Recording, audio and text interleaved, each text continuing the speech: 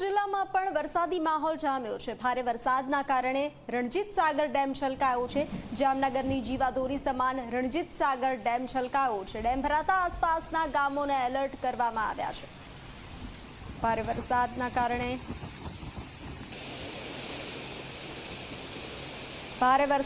કારણે ડેમ ભરાતા આસપાસના ગામોને એલર્ટ કરવામાં આવ્યા છે। તો જામનગર જિલ્લામાં વરસાદી માહોલ જામ્યો છે।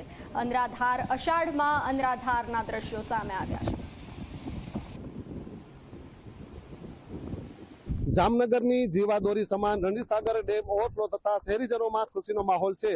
G24 કલાકની ટીમ આપ જોશો અત્યારે રણજીત સાગર ડેમ ખાતે પહોંચી છે। મહત્વનું છે કે જે ડેમની શહેરીજનો આતુરતાથી રાહ જોઈ રહ્યા હતા એ રણજીત સાગર ડેમ અત્યારે ઓવરફ્લો થઈ ચુક્યો છે। અત્યારે 1 ઇંચથી વધુની સપાટી પરથી આ ડેમ ઓવરફ્લો થઈ રહ્યો છે। મહત્વનું છે કે જામનગર શહેરમાં તો વરસાદ વધુ છે, પરંતુ જે રીતે લાલપુર, જામજોધપુર અને ઉપરવાસનો જે ભારે વરસાદ છે તેના પાણીની સતત આવક આ રણજીત સાગર ડેમમાં વધી રહી છે, જેના પગલે રણજીત સાગર ડેમ જે છે અત્યારે ઓવરફ્લો થઈ ચુક્યો છે। આપ દ્રશ્યોમાં જોઈ શકો છો G24 કલાકની એક્સક્લુઝિવ સ્ક્રીન ઉપર કે ખૂબ જ આહલાદક નજારો જે છે આ રણજીત સાગર ડેમનો જોવા મળી રહ્યો છે।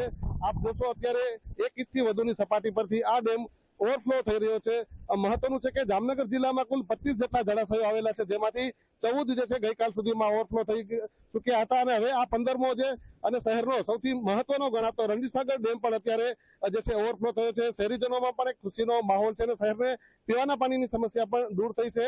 હાલ જ્યારે આ ડેમ ઓવરફ્લો થઈ રહ્યો છે અને હજુ પણ ઉપરવાસથી જે ભારે વરસાદ અને પાણીની આવક સતત ચાલુ જોવા મળી રહી છે, ત્યારે આની નીચે આવતા દરિયા, ખીમલિયા અને નાના મોટા મોખાણા સહિતના તમામ ગામોને જે છે તંત્ર દ્વારા એલર્ટ કરવામાં આવ્યા છે।